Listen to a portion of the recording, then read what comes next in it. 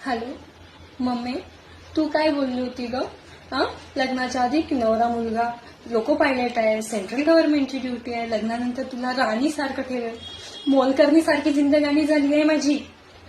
नवऱ्याचं ना आता ना पता ना काही टायमिंग, कधी पण बेटाईम जातो ना ड्युटीवर, कधी पण बेटाईम येतो ड्युटीवरून.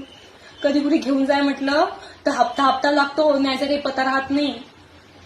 काय मग चिडू नको. माझ्या मैत्रिणींना सुट्ट्या भेटल्यावर त्या नवऱ्यांसोबत मस्त गोव्याला जातात, कोकणात फिरायला जातात, आउट ऑफ स्टेट जातात, आणि मी गावाला जाते. कशासाठी? तर याचं लग्न अटेंड कर, त्याचं बारसं अटेंड कर. बस सुट्ट्या म्हणजे निवड याच कामासाठी असते आमच्यासाठी.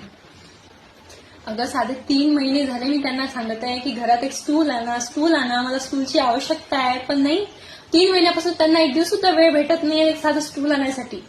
मग नाईट ड्युटी करून आले की सगळा दिवस झोपण्यात जातो. काहून? तर नाईट ड्युटी करून आले आणि दिवसभर ड्युटी करून आले तर रात्री तर झोपावंच लागते. म्हणजे त्यांच्या आयुष्यात नुसतं झोप आणि झोप महत्वाची आहे, झोपेशिवाय काही दुसरं आहे नाही. बायकोसाठी तर जरा सुद्धा वेळ नाही.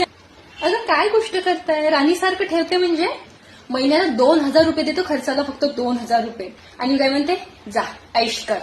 अगं 2,000 रुपयामध्ये माझा साधा एक चांगला ड्रेस सुद्धा होत नाही, काय 2,000 रुपयामध्ये मी ऐश करणार आहे ग? काय तर म्हणे 1,00,000 रुपये पगार आहे. कोणा कामाचा 1,00,000 रुपये पगार? मग वर्षाचे 365 दिवस सुद्धा ते ड्युटीवर असतात. एकही रविवार सुट्टी नाही किंवा कोणत्या सरकारी दिवशी सुट्टी नाही त्यांना. मग होळी असो, पोळा असो, दिवाळी असो, सगळ्या सणांच्या दिवशी ते आपल्या ड्युटीवर असतात आणि मी मात्र घरी एकटी असते. मग ही पण काय ड्युटी आहे? नाही राहायचं ग मला ह्या माणसासोबत. मी येते बॅग भरून घरी येते, मला नको सांगू आता काही तू बाकी. बस मला घरी यायचं आहे, मला नाही राहायचं या माणसासोबत.